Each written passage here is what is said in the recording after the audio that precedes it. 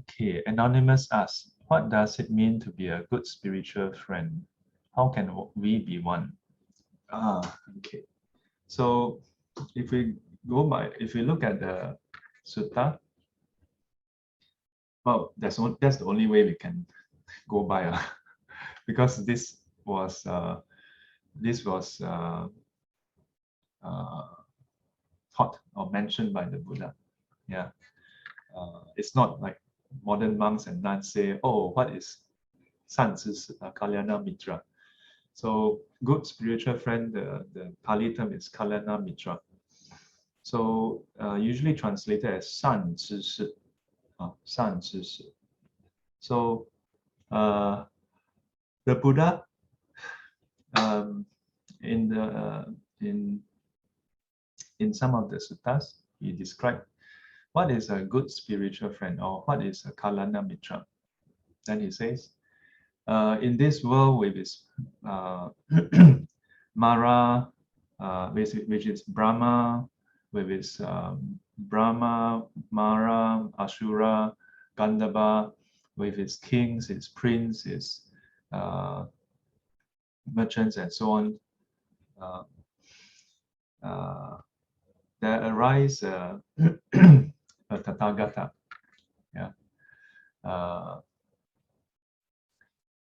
And the Tathagata put forth the good, turn the wheel of Dharma, and then an uninstructed worldling were to come into contact with the teachings, be instructed, be gladdened, and then shall practice, and in so doing, attain to enlightenment. Yeah. The Tathagata is, so then he described that the Tathagata who arise in the world in this way and give the teachings and so on and so forth is a good spiritual friend. Yeah, a Kalyana Mitra. So this is a high standard. This is a high standard. So if we go by that, then how can we be one? We must attain Buddhahood. Yeah. So then my my teacher says, but now the Buddha has entered Parinibbana. So then how? So the next good source is the Dhamma. The Dhamma is our Kalyana Mitra. But some people say, but Dhamma, if we go and read the sutras directly, we also cannot understand. So, so then have to go for a lower level Kalyana Mitra. So we can also say that a form of good spiritual friend will be one who knows the path, knows the fruit, is endeavoring towards on the path towards the fruit of nirvana. Yeah, path and fruit here refers to noble eightfold path and the fruition of nirvana. Yeah, so those who know the path, knows the fruit, and practicing in this way, inspire us, guides us towards this path, towards this fruit, can be considered a good spiritual friend. Oh, that's the yeah, because if one can do that, then it helps us towards the path of enlightenment. But I say that it's in a way lower level because sometimes our good spiritual friend, today good mood, guide us. Tomorrow not good mood, don't guide us. Or or maybe good mood, then bring us to karaoke, bring us to go and do other things.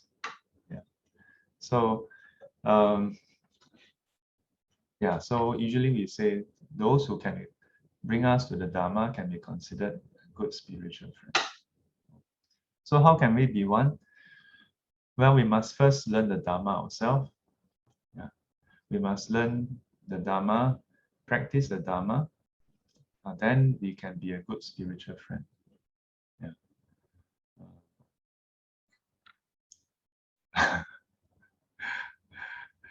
So, to what extent can we must we practice before we can be a good spiritual friend?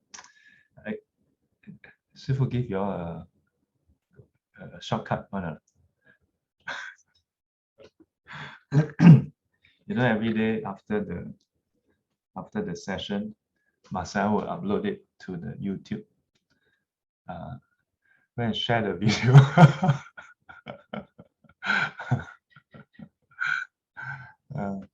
But don't do it on my account. Share only if you find that it's useful or meaningful. Yeah. Then ever since then, nobody share. Yeah. This is something quite interesting about Buddhism, you know. Yeah.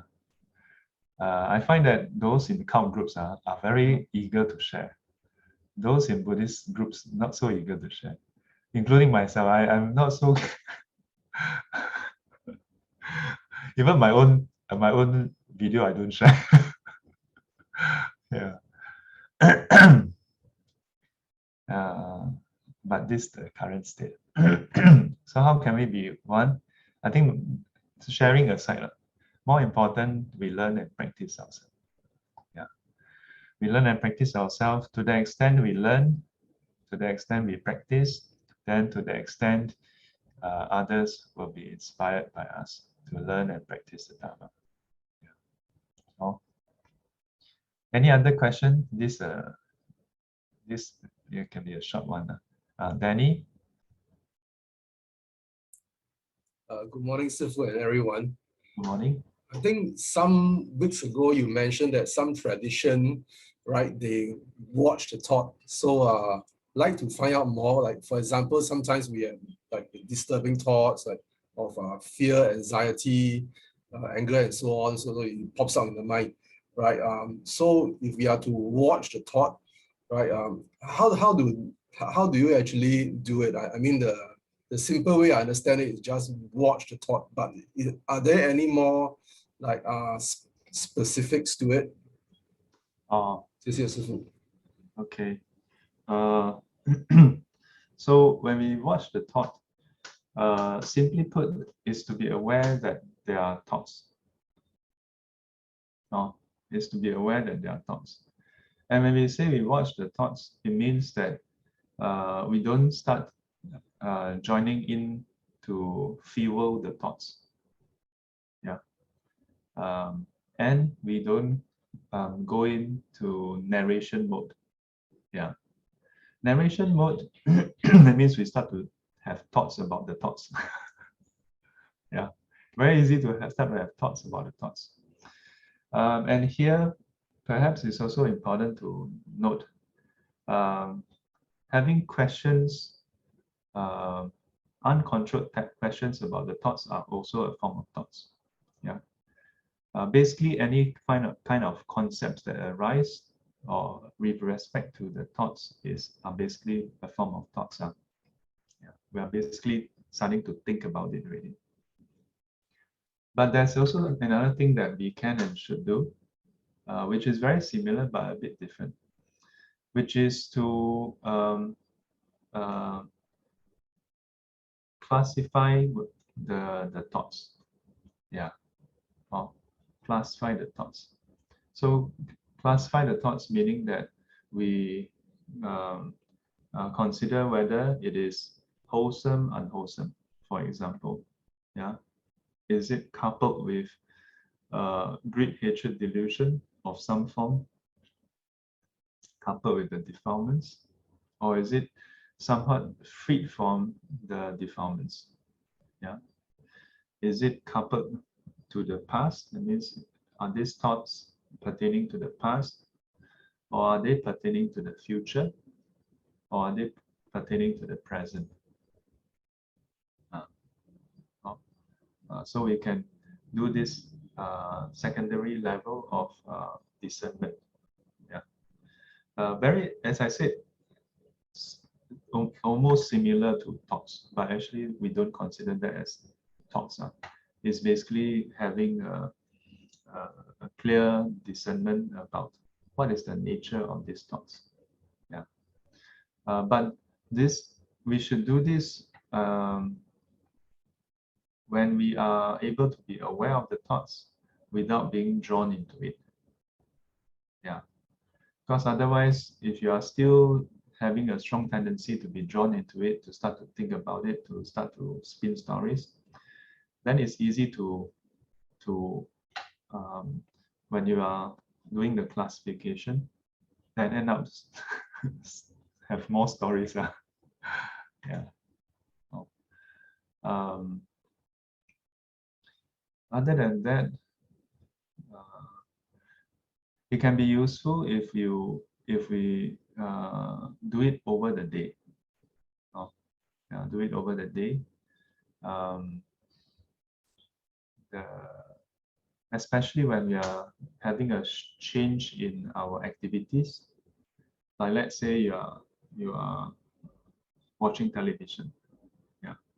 Then before you switch, let's say halfway through you want to go to the toilet. The moment you are aware you're going to go to the toilet, check your thoughts. Yeah. In a way linked to catching the new stream of thoughts. Yeah. And also linked to catching your intention. Oh. Okay. Any other? Yes, so, Any other? just a further question. This I asked on behalf of a friend. Right. How about strong emotions like anxiety and anxiety attack or sudden feeling of sadness? Sudden feeling of sadness. Or anxiety attacks. So sometimes some people feel strong sense of anxiety or sadness. In modern psych, it is some of these are termed as like panic attacks. Yeah, and it is said that some of these are due to neurochemical imbalance. Yeah. When I was in US, there was this TCM physician who would come to do checkups once a month. Yeah, voluntarily for us, both the North and South campus. Then, at some point, he diagnosed all of us as having I think a form of anxiety attack. Yeah, having like, and then I was like, huh? What? How can it be all the marks and plants? Then he said, oh, yours is not because of emotional or whatever. It's because over there the air is thin, so 缺氧, lack of oxygen, so it triggers this. So I thought that's interesting. Yeah. That our emotions can be non-emotional based. Yeah, but we are not used to this idea, so we get caught up in it.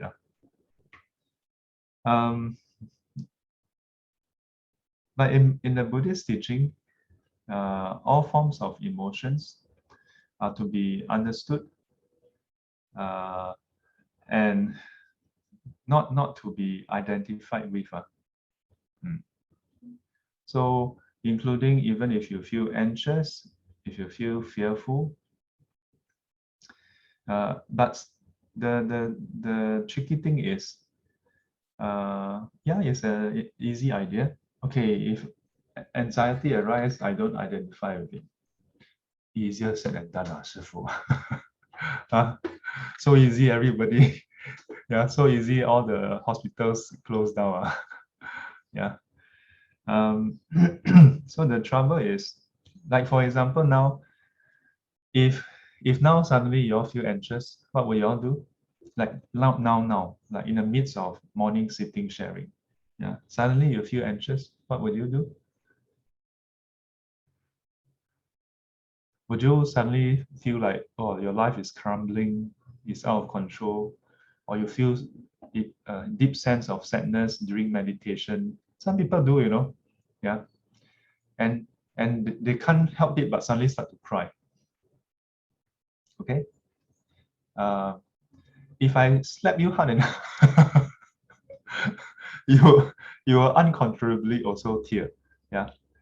But do you then continue and perpetuate what you perceive as emotion? Meaning that, for example, now if let's say halfway through the sharing, then suddenly you feel fearful.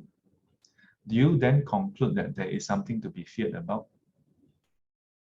And as a result, you start to really feel very fearful? Or do you check this fear and then note that you are safe at home? Yeah. And basically just observe that this fear at this moment, maybe you don't know how it arises, why it arises, but you just observe beyond the fear, is there anything else? Now, there may be a case where one day you are in the morning sit, you're meditating, and then you suddenly have a fear. Yeah. And then you check, and then you hear a growling sound. You hear, and then you're like, but I don't have dog at home. Only Shifu's mic is on. Huh? You mean Shifu has a dog at his place? But I don't recall Shifu having a dog. Then suddenly you check, oh, these are thoughts, thinking. Then suddenly you hear the dog, the sound.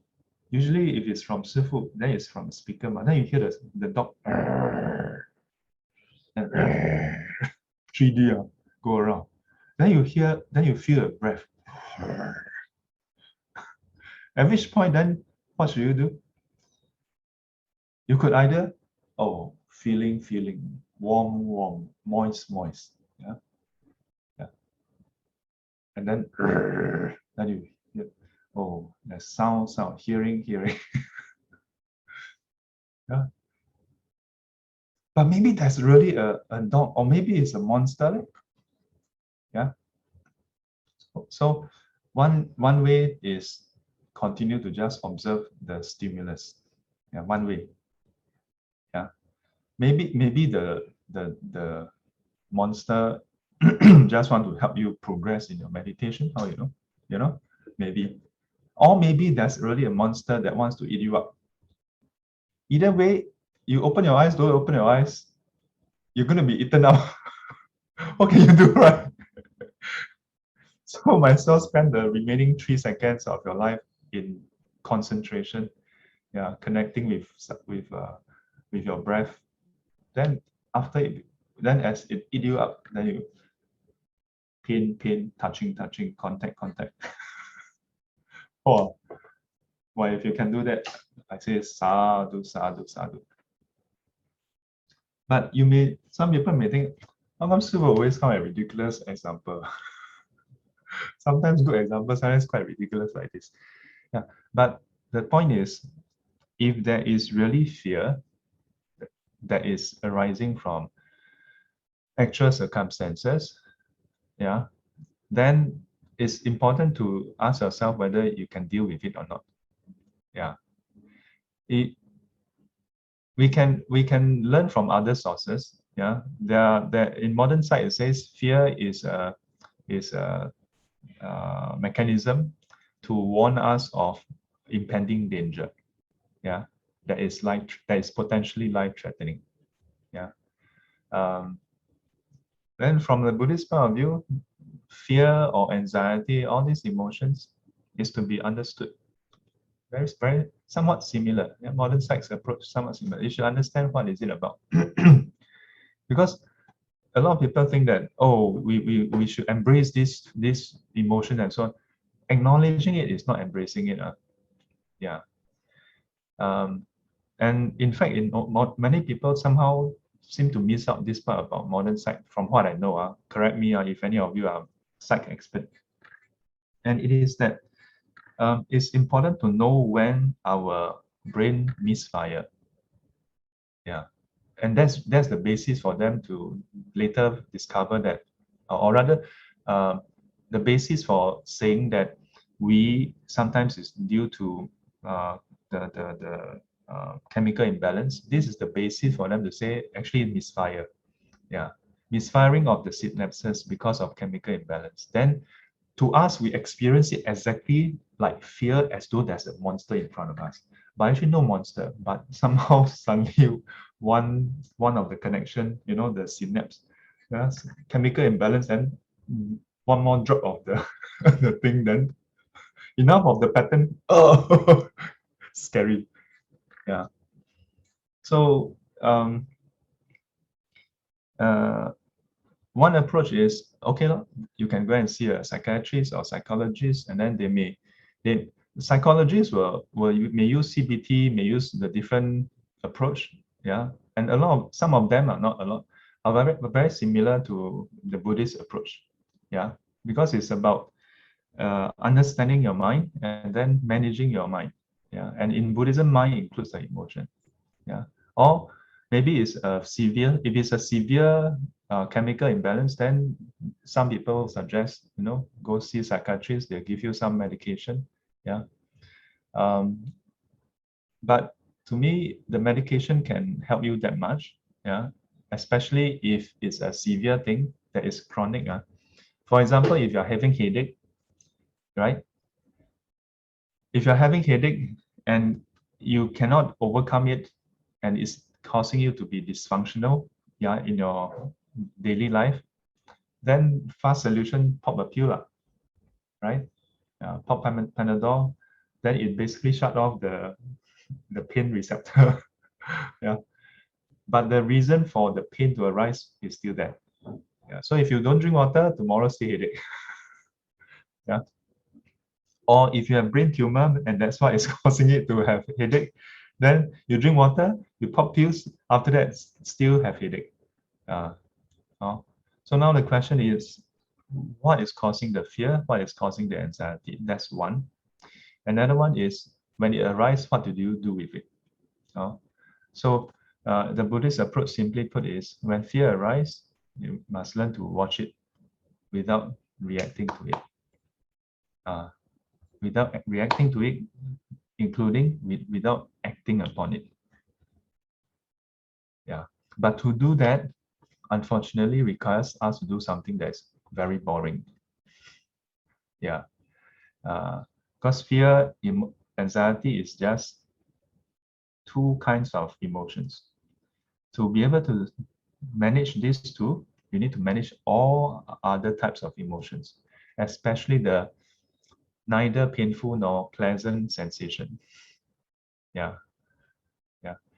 Neither painful nor pleasant sensation is not a form of emotions, but it's a precursor to emotions. Yeah. Emotions is a response to stimulus.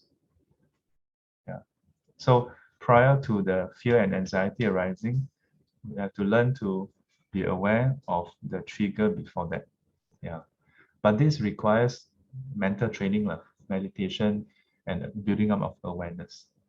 Oh, yeah. So until we are able to do it, then how? So Buddhism also have stopgap measures. Yeah, instantly help you fix the problem first. How?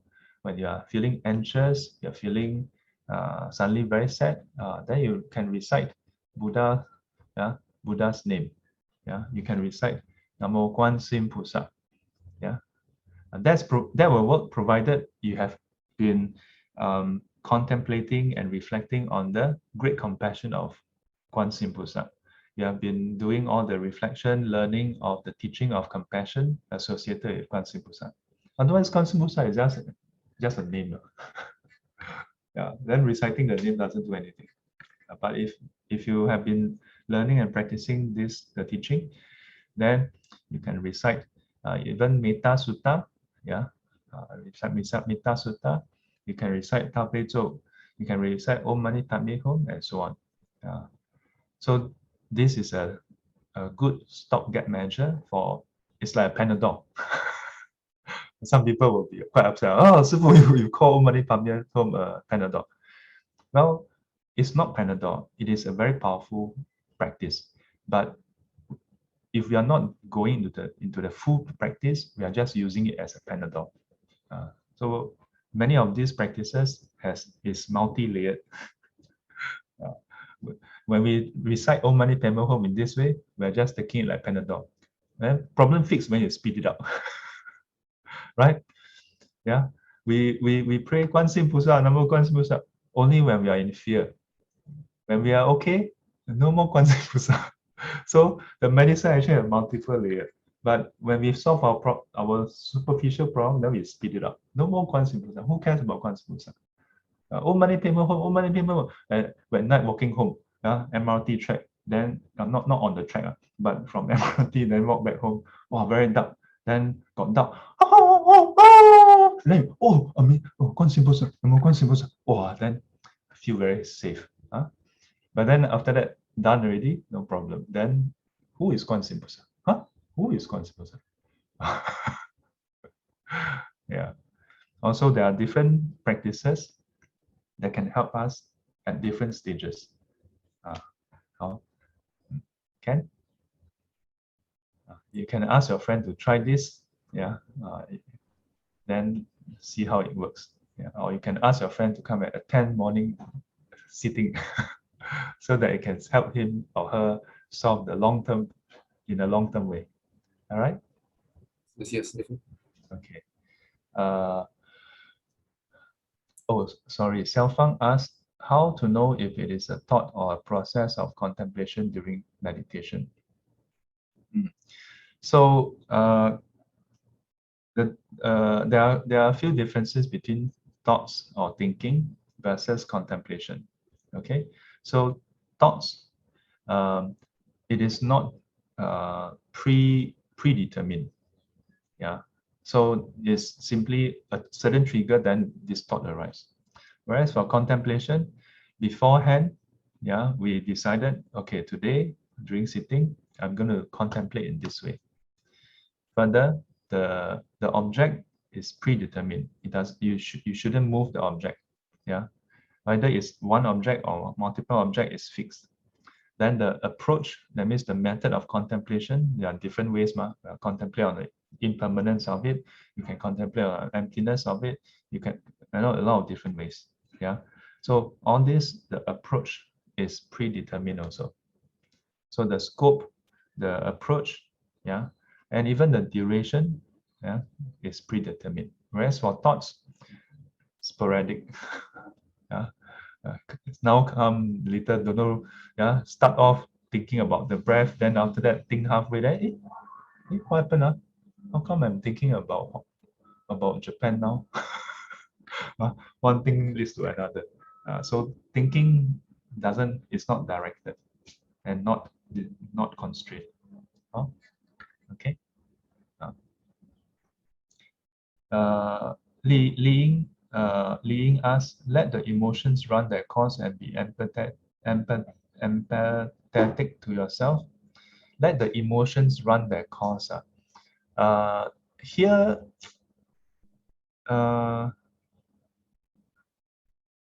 have to be careful, because when people say that, oh, just let the emotions run their course, it's very similar to what I have described, right?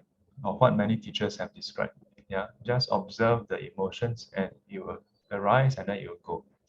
But we have to be careful because oftentimes when we so-called let them run their course, we are submerging ourselves into the emotions. Yeah. So sadness arises, you allow yourself to be sad, and as long as sadness is there, then you continue to be sad. That's different from what is practiced in the Buddhist teaching. This is basically just going with the flow. So unless if we say let the emotions run their course, to mean that you observe the arising of anger and you are totally observing it as though you are not experiencing it, not grasping onto it. So you know clearly anger is there, but you are not affected by it. That means there's no response to it. This is one crucial line that separates between going with it versus observing it. there's no further response from us towards those emotions. Or you all can go and reflect how in the past you react towards emotions, and ongoing, if certain emotions arise, check yourself. Yeah, are you actually just observing it, or is there further responses towards it? If there's further responses, you are no longer just observing. A funny analogy would be like when you're watching television program, right? Are you just watching, or is your are your emotions going along with the 骗你的，骗你的? Yeah, sometimes when you watch, if you watch some TV series or what, right? You're like, no, don't go in there, don't go in there. The moment, even if you don't say it out, yeah, you may not say it out, but in your mind already, you are already in it. So similarly to our emotions. Okay, Ken?